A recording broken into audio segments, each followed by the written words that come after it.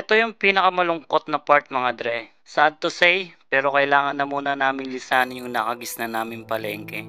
Ang reason is, re-renovate at gagawing second floor. Para nga naman yung second floor is maging parking ng mamimili at mga tindero at tindera. Wala mang kasiguraduhan kung magiging mabili kami sa lilipatan naming pansamantalang palengke. Wala talagang ganun Para sa amin din naman to.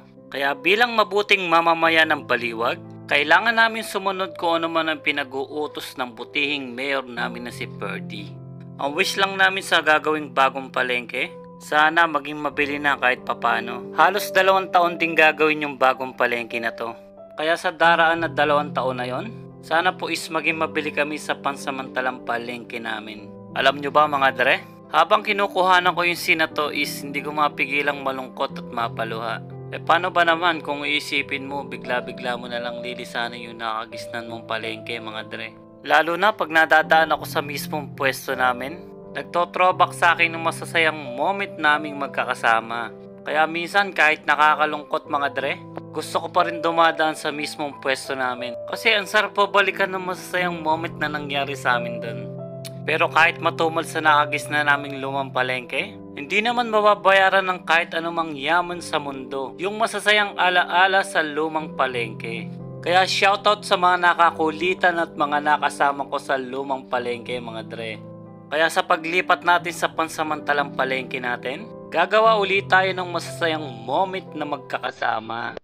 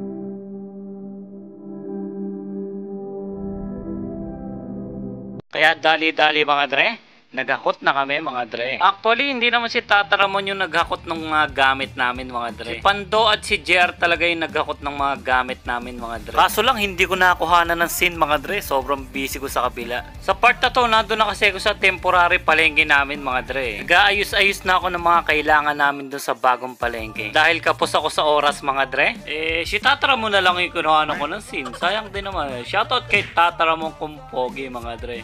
Don Raymond? Dito sa part na to is inuna naming ayusin yung mga outlet para saksakan ng mga electric fan. At swerte nga lang namin is may nakaabang na ng main outlet. Kaya ang ginawa na lang namin is pinagapangan na lang namin ng extension. Kasi sobrang init sa bagong palengke namin mga dre, kaya hindi pwedeng walang electric fan. The more na mababa ang bubong, the more na mainit mga dre. At dito naman ako humanga sa kasama kong si JR mga dre. Marunong pala siya sa wiring. Akalain mo tapos pala siya ng electrician. Kaya advantage sa amin yon kasi libre na. Maaga pa kami makakayari ng gawain. Habang busy ako kapiplex ng signage namin mga dre, nahagip ng camera natin yung solid nating followers na si paring Michael Asilo. Hoy Dre! Shoutout kay Dre! Shy type pala si Dre. Nahihiya daw siya sa camera mga Dre. Pero okay lang yan Dre. Ganun talaga yung mga gwapo mahihiyain sa camera. Kaya shoutout sa'yo Dre. Salamat sa solid na support. Kung pasipagan rin lang ang usapan, papahuli ba naman ang sisi Sara nating maganda dyan? Siyempre, katulong din siya sa pag-aayos ng mga gamit dito sa pwesto. Ayaw mainitan? Talagang yung electric pan yung unang nilinis mo ah. Joke lang. Bawal kasing mainitan si Sara nyo mga Dre kasi pag naiinitan siya, nahihilo siya mga Dre. Boy, seryoso ah. Sure ka ba nagagana yan? Baka mamaya baliktad ang ikot niyan. Dito sa part na to is mapapansin nyo talagang busy ang lahat kasi kailangan na naming mag-rush at kailangan na naming matapos lahat ng gawain dito sa pwesto. Kinabukasan kasi ng gabi na to is dito na namin ilalatag yung mga paninda namin kaya rush kami sa mga gawain dito sa pwesto. Shoutout nga pala sa tropa kong lagi nang gugulat sa akin pag dumadaan sa pwesto. Dre, nasan sa Picom Pix? Ba't di mo kasama? Tol, shoutout sa'yo. Salamat sa solid na support. At habang busy kami ni paring JR na biglang dumating nga si paring Ege, tumulong na rin sa mga gawain dito sa pwesto. Nagulat kami ni paring JR. Wala kaming kaalam-alam. Tumawag na pala ng resback ang si Sara nyo. Balita kasi ng si Sara nyo, electrician din daw tong si paring Egay. Talagang maaasahan si Sara nyo mga Dre. Alam niya kasing gagabihin kami kaya tumawag na siya ng resback mga Dre. Dito sa part na to is mando na lang ng mando ang si Sara nyo kasi pagod na siya. Kasi mula alas 2 ng hapon hanggang alas 6 ng gabi, siya yung kasama namin dito sa pwesto. Kaya halos 5 hours din kaming nagagawa dito sa pwesto. Kaya kahit mahirap, pero okay lang yan Dre. Para pag nagtinda kami bukas, areglado na lahat ng gamit dito sa pwesto. Dito sa part na to is halos patapos na kami. Kaya ang tangi na lang namin nagawain, ligpitin at ayusin yung mga gamit dito sa pwesto. After 5 hours na pagod mga Dre, at pinagsama-samang lakas at diskarte, finally, natapos din kami mga Dre. Dito sa part na to is pinamerienda muna kami ng si Sara nyo maganda bago kami umuwi. Ang sarap ba sa feeling nung nagtatrabaho kayo ng magkakasama? Yun lang naman dapat sa magkakaibigan, magtutulungan sa lahat ng bagay. Yung tipong walang hilian sa mga gawain at respeto sa isa't isa. Para nga pala sa mga solid namin suki at followers dyan mga Dre. Dito nga pala yung pwesto namin sa tapat ng Visconde Drugstore. Kaya kita-kits na lang ha. Bago natin tapusin yung video na to mga Dre, shoutout muna sa mga solid natin followers at subscriber dyan mga Dre. Mapa Facebook at YouTube mga Dre. Salamat sa solid na support nyo. At syempre sa mga silent viewers natin dyan, liker at commenter. Salamat sa solid na support nyo mga Dre. At shoutout din sa master ko, Master. Miss you, Master. At syempre, shoutout din sa Team Lupin. Miss you mga Dre. At kung bago ka pa lang sa channel ko, Dre, subscribe ka na and hit the bell button para lagi kang updated sa mga bagong video natin. At paki-like and share mo na rin tong video na to bilang tulong sa ating channel. So, meron na nga rin pala tayong Facebook page. So, ilalagay ko na lang yung link ng Facebook page natin dyan sa description sa ibaba. So, paki-like and follow na lang mga Dre. Salamat in advance. So, hanggang dito na lang tayo mga Dre. Salamat sa solid na support nyo. God bless. Stay safe and goodbye.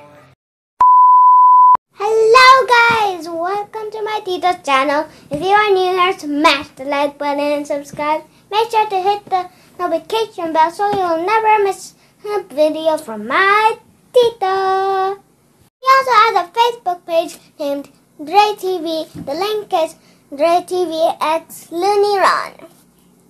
That's all for today's video. Stay safe, everyone. Bye!